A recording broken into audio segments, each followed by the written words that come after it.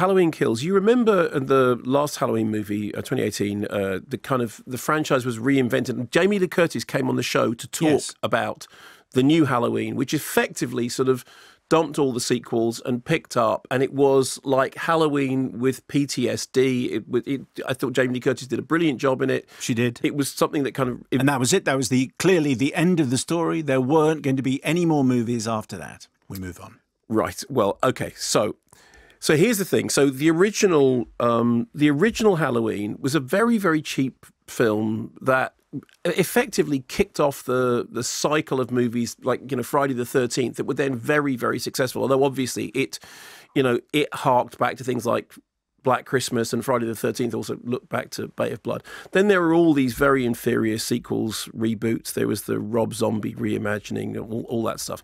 Then along came David Gordon Green and did something interesting with it, and which I was really surprised by.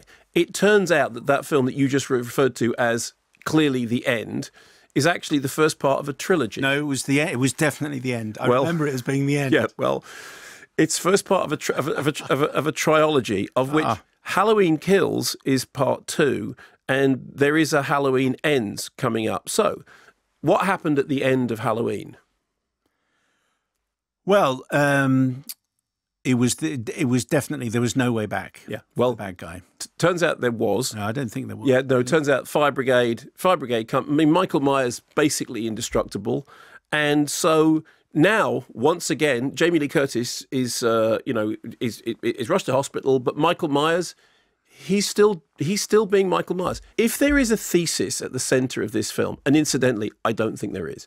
If there is a thesis at the center of this film, it is weirdly completely the opposite of Wes Craven's New Nightmare. Okay, so in Wes Craven's New Nightmare, when the Freddy Krueger cycle had finished, okay? I mean, it had run its course and it had finished. Yes. And then we got Wes Craven's New Nightmare, and the argument of Wes Craven's New Nightmare is that people need to be frightened. They need to have fear. They need, because what it does is it releases, having that experience of watching a horror movie releases fear. This was always Craven's great thing. So when they stopped making the Freddy movies, then something erupts because we need the release of horror films. So the whole argument behind Wes Craven's New Nightmare, which was then the thing that basically gave us Scream, that whole kind of, postmodern cycle, was the idea that there is something very important about horror movies because they don't create fear, they release it.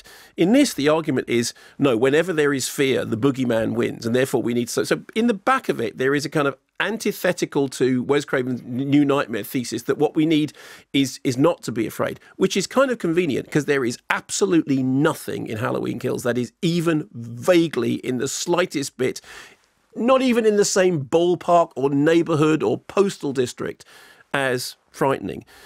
The story, the plot is absolutely all over the place. At one minute it's like, so it picks up from the immediate end of Halloween, but then there's a thing when, okay, so he's coming to the hospital, he's coming for Laurie, he's going back home, he's what is, if you draw it, he's going in a straight line, he's going, I'm sorry. So we are now absolutely at the point in which I had thought, I remember one of the first films I ever reviewed for Time Out when I first started working in film criticism in London. It was either Halloween 4, it was The Return of Michael Myers, was that 4? I think it might have been 4, because obviously you had 1 and 2, and then 3 was Season of the Witch, and I think it was 4. And I was just going, I can't believe that they've churned out another one. And then they just carried on doing it, and carried on doing it, and carried on doing it. And then along came that Halloween, the David Gordon Green Halloween, that, wow, someone's found an interesting new... And then literally the next movie, it's like, oh no, we are back to where we were with The Return of Michael Myers. He's indestructible. He's walking around doing a bunch of... People are saying, oh, he's going there, he's going there, he's going to the thing, and then he's going to that bit, and then he's going... And all I could think of was every now and then there are flashbacks to 1970s Haddonfield. And all that does is it reminds you that in the original Halloween, what John Carpenter managed to do was to cook up some really efficient and, chilling scares, but with very, very few resources. And in the case of this, everything is, it's loud and bangy and crashy, and there's some more modern special effects in terms of what's going on. But it's just completely not scary, as I said. So the whole idea that the central thing is fear is bad because fear turns us against ourselves and fear turns us into monsters. Okay, well, then there's absolutely no possibility of that happening, because not only was I not frightened, I was actively bored. And there's a quote from Jamie Lee Curtis in an interview recently about Halloween Ends, which is the third part. And she says, it's going to make people very angry and it's going to be shocking because it asks a lot of questions. Okay, happy to be angry, happy to be shocked, happy to be questioned, quite annoyed to have been bored. Yes. So, lol, my thesis would be, there's nothing really there. Yeah. That's it. It's just, you know. Isn't there a problem here that if a character, this pertains to a whole number of things. Yes. As soon as something becomes indestructible. Yes, exactly. Then you go, well, what's the point? Exactly. There was do you remember the TV series Heroes? Did you ever watch that? No. Save the Cheerleader, Save the World. That was the first series. Anyway, but then once you realise that people were indestructible, you go, well, it doesn't really matter what happens because they can just come back in the next episode. So and that applies to the bad character. If the bad character is indestructible, what's the point of doing anything? Exactly. And this is the whole thing with this.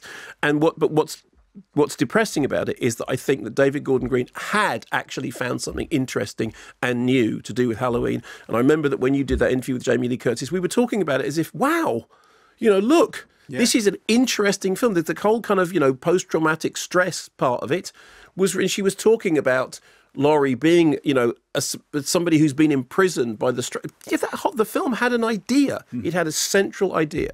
As I said, this film thinks it has an idea, which is fear bad. Fear makes monsters of us all. Would it be nice to have been frightened? Maybe you'll be angry at They've clearly done the third one already, haven't they? They've clearly shot that already. I don't know. If she says it's going to make you angry. No, but I think that may be the script. I don't know. To be honest with you, after the last 2 years, I don't know where production is with anything anymore. But apparently it is called Halloween Ends. And then there'll be another one called Halloween Restarts. Guess what? Guess what? That's right, yes. Halloween Forever.